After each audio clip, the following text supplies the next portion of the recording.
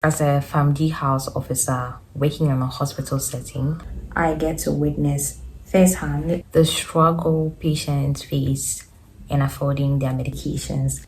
Every day, I see patients who are shocked by the cost of their treatment.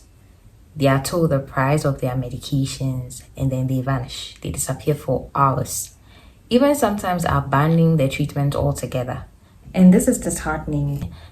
People do not have to compromise their health because of financial constraints. This experience has made me realize the importance of addressing the financial burden of healthcare.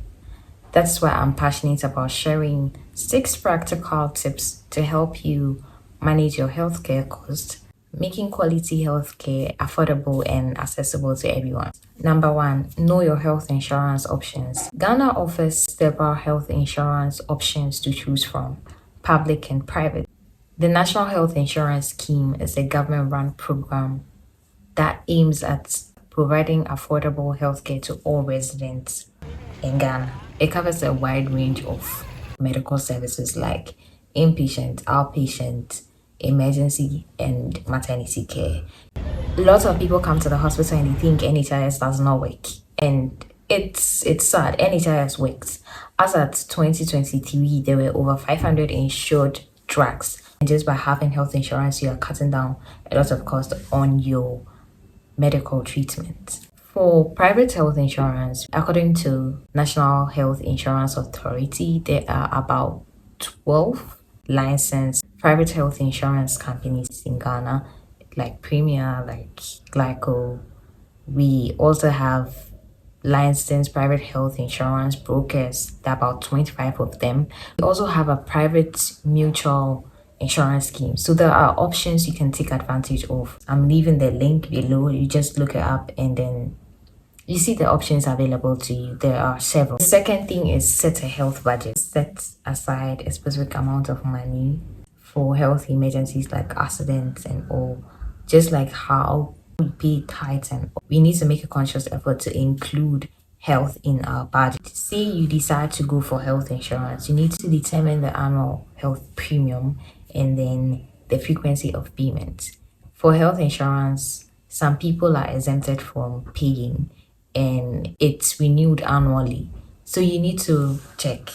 Depending on the insurance you go for, there's a frequency of payment. And if you find out the amount you're supposed to pay, you can start saving up towards it. Also track your insurance expiration and you renew your insurance before it expires. By following this plan, you'll be able to ensure continuous health insurance coverage. The third point is focus on prevention. Prevention is key to cutting down healthcare costs. By investing in your health now, you are cutting down higher costs later. So you start by making small changes to your daily habits. Eat healthy, eat colorful meals. Even if you are on a tight budget, you can opt for affordable options like fruits, vegetables, and nuts and whole grains. Regular exercise is also crucial. Aim for about 30 minutes of regular activity a day, either brisk walking or going to the gym or yoga.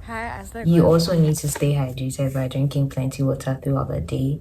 You can aim for at least 2.5 liters a day. In addition to the lifestyle changes, you also have to aim for preventive care, that is scheduling regular checkups and then staying up to date on recommended vaccinations.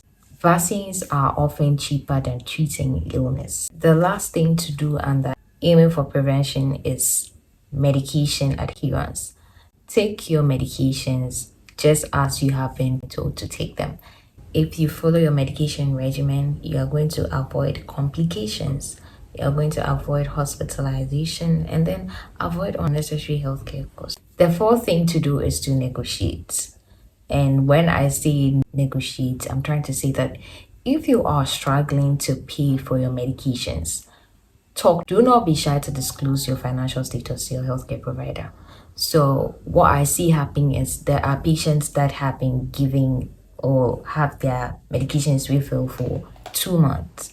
If you are open and you tell us, oh, you cannot afford it, it could be reduced to a month where you'll be able to afford. These changes could be made. Our options available. just be open and then disclose your financial status to your healthcare provider, and we are ready to help you. So the fifth point is seek financial help. And I'm talking specifically to patients that have been admitted on the ward and they cannot afford their bills. There are some options for seeking financial help. We have the Social Welfare Department, Livelihood Empowerment Against Poverty. We have NGOs, we have some religious organizations that also help. The thing is, some of these options have eligibility criteria and availability of assistance could vary depending on your specific location and circumstance. The sixth and the last point is stay informed. To effectively manage your healthcare costs, it's essential to stay informed about the latest development in the healthcare landscape. You need to educate yourself about healthcare options and current healthcare policies. What are the current policies and proposals from our presidential aspirants or government agencies? You need to know these things.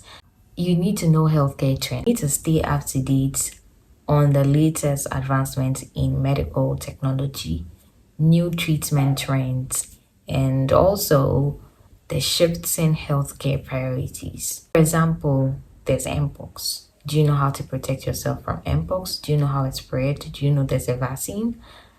These are some of the things you need to educate yourself about. By following these steps and staying informed, you can control your healthcare expenses, create a brighter future for yourself and your loved ones. Thanks for watching. If you haven't subscribed, kindly subscribe and see you in my next video. Bye.